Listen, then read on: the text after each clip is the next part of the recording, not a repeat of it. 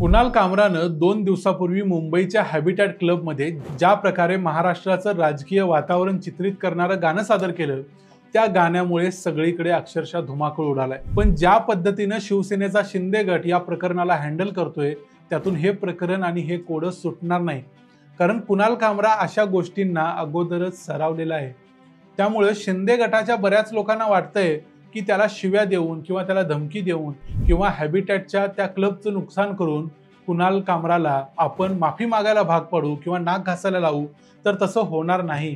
कारण कुणाल कामरा आज एकनाथ शिंदेना नडलाय, पण त्याने अशा प्रकारे नडण्याची सुरुवातच मुळात नरेंद्र मोदींच्या पासून केली, अमित शहांच्या पासून केली। भारतातले सर्वात शक्तिमान असे हे दोन नेते आहेत, भारताचे अर्थमंत्री निर्मला सीतारामन, भारताचा सर्वात शक्तिमान असा एक पत्रकार अर्णव गोस्वामी, भारताचं सुप्रीम कोर्ट, अशा कोणालाही कुणाल कामराला गप्प करता आलेलं नाही। आजच्या या व्हिडिओमध्ये आम्ही तुम्हाला सांगतोय कुणाल कामराला हिंसेच्या मार्गाने शांत करता येणार नाही आणि त्याचं कारण काय आहे। कारण आजच्या व्हिडिओमध्ये आम्ही तुम्हाला हे देखील सांगणार आहे की कुणाल कामरावर आतापर्यंत कशा प्रकारच्या केसेस आहेत आणि त्याच्यामध्ये कुणाल कामरानं कधीही माफी मागितलेली नाही। कुणाल कामरा हा पंजाबी वंशाचा व्यक्ती असला तरी तो मुळात जन्माने मुंबईकर आहे।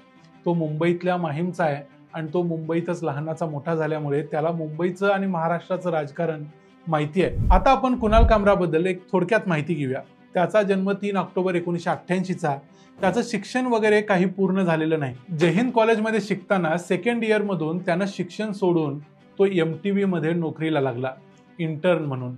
तिथं त्यानं वर्षभर काढलं आणि त्यानं कॉर्कोइस फिल्म्समध्ये प्रसून पांडेचा प्रोडक्शन असिस्टंट म्हणून काम करायला लागला। तिथं त्यानं बरीच वर्ष नोकरी केली। 2013 मध्ये त्याचा मित्र सिद्धार्थ दुडेजा आणि करुणेश तलवार यांच्या सल्ल्यानुसार त्यानं स्टँड अप कॉमेडीच्या जगात पाऊल टाकलं, ते मुंबईच्या कॅनव्हास क्लबमधून। कुणाल कामरा पहिल्यांदा व्हायरल झाला ते 2016 सालच्या नोटबंदीनंतर त्यानं नोटबंदीवर केलेल्या कॉमेडीमधून।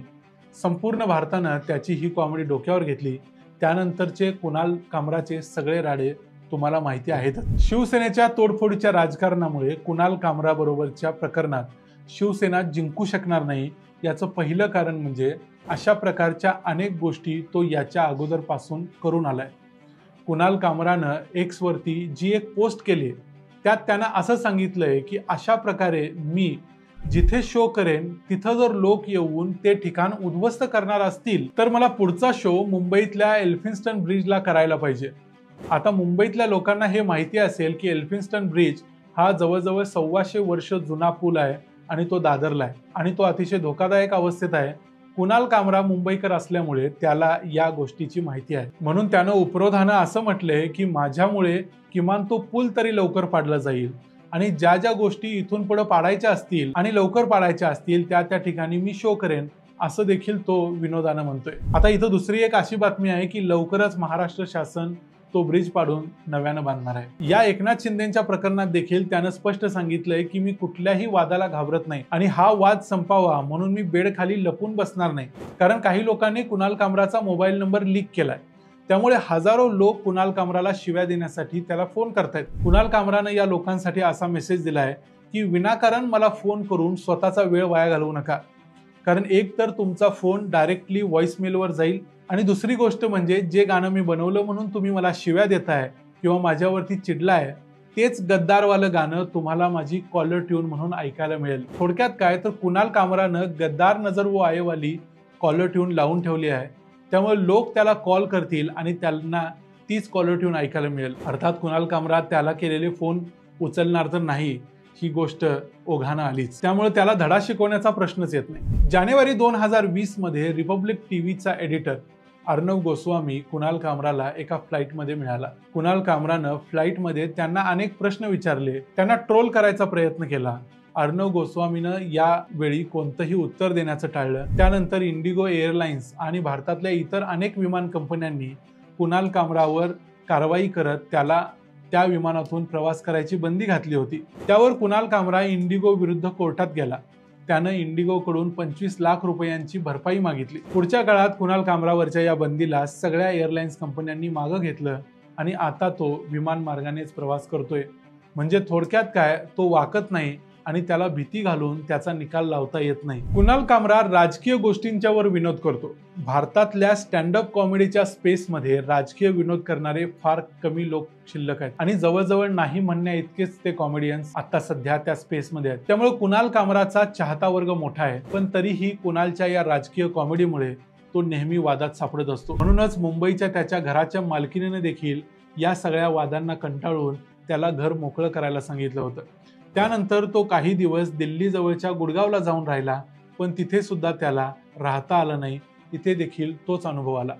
अखेर तो सध्या मागच्या काही वर्षांपासून, साधारण 2-3 वर्षांपासून तो तामिळनाडू जवळच्या पॉंडिचेरीला जाऊन स्थायिक झालाय आणि तो स्वतःच म्हणतो की पॉंडिचेरी खूप सुंदर आहे आणि त्याला पॉंडिचेरी खूप आवडतं। नोव्हेंबर 2020 मध्ये अर्णव गोस्वामीला एका सुसाईड केसमध्ये चिथावणी दिल्याच्या प्रकरणातून सुप्रीम कोर्टानं दिलासा देत अंतरिम जामीन मंजूर केला होता। त्याला विरोध करताना कुणाल कामरानं सुप्रीम कोर्टाच्या या निर्णयाला विरोध केला आणि विरोधात सुप्रीम कोर्टावरच टीका केली। त्यानं सुप्रीम कोर्टाच्या न्यायाधीश DY चंद्रचूड यांची तुलना फ्लाइट अटेंडंट बरोबर केली आणि त्यानंतर सुप्रीम कोर्टानं कुणाल कामरा विरुद्ध कंटेम्प्ट ऑफ कोर्ट म्हणजे कोर्टाचा अवमान केल्याबद्दलचा गुन्हा दाखल केला। पण या केसमध्ये देखील कुणाल कामरानं स्पष्टपणे माफी मागायला नकार दिला।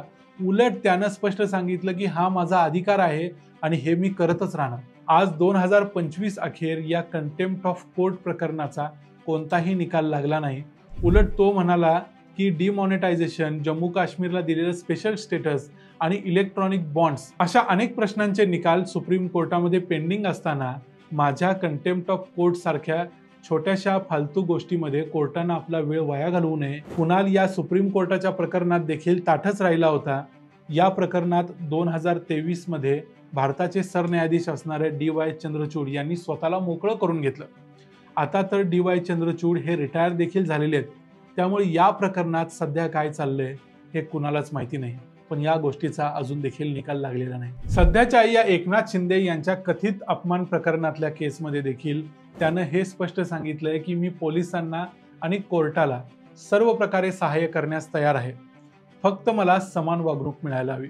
त्यानं हे देखील सांगितलंय की मी या जमावाला किंवा मॉबला अजिबात घाबरत नाही आणि तो असं देखील म्हणाला की मी माफी मागणार नाही आणि मी जे बोलतोय ते काहीच वर्षापूर्वी महाराष्ट्राचे आत्ताचे उपमुख्यमंत्री असणारे अजित पवार देखील एकनाथ शिंदे यांच्याबद्दल बोललेच होते। त्यामुळे कुणाल कामराला असं म्हणायचं आहे की जर एखादा नेता विरोधी पक्षात असताना जे बोलतो ते तो आपल्या पक्षात आल्यानंतर किंवा आपल्या आघाडीत आल्यानंतर ते नेते विसरून जातात, तसंच तुम्ही आमच्या बाबतीत का करत नाही? विनोदाला विनोद म्हणून का घेत नाही? तिथं मात्र तुम्ही अपमान झाला म्हणून ओरड का करता? कुणालनं ज्या प्रकारच्या गोष्टी मागच्या 7-8 वर्षात केलेल्या आहेत, ज्या प्रकारच्या लोकांच्यावर तो रोज टीका करतो आणि ज्या प्रकारच्या धमक्या त्याला नेहमी येत असतात, ते सगळं बघितलं तर एक गोष्ट नक्की आहे की त्यानं आजपर्यंत कुठल्याही प्रकरणात कुणाचीही माफी मागितलेली नाही। आणि ज्या प्रकारे शिवसेना शिंदे गट तोडफोड करून कुणाल कामराला माफी मागायला लावायचा प्रयत्न करते आहे, त्यातून काहीही साध्य होणार नाही।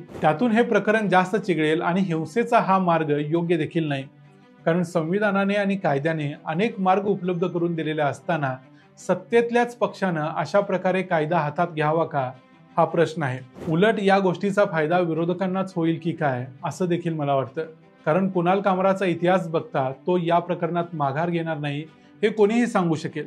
सध्या तो म्हणतोय की जर मला कोर्टाने सांगितलं तर मी माफी मागेन, कारण त्यालाही माहिती आहे की कोर्ट अशा प्रकारच्या प्रकरणामध्ये कधीच त्याला माफी मागायला सांगणार नाही। हा व्हिडिओ बघून तुमच्या मनात काही प्रश्न असतील ते तुम्ही आम्हाला विचारा। कुणाल कामराबद्दल तुम्हाला काय वाटतं ते देखील आम्हाला कमेंट्समध्ये सांगा। याशिवाय शिवसेनेच्या कार्यकर्त्यांनी जे काही केलं ते योग्य होतं का तेही कमेंट्समध्ये सांगा। या संपूर्ण प्रकरणावर तुम्हाला काय वाटतं ते आम्हाला ऐकायला आवडेल। व्हिडिओला लाईक जरूर करा, चॅनलला सबस्क्राईब करा। पुन्हा भेटू पुढच्या व्हिडिओमध्ये, तोपर्यंत पाहत राहा द मराठी बाणा।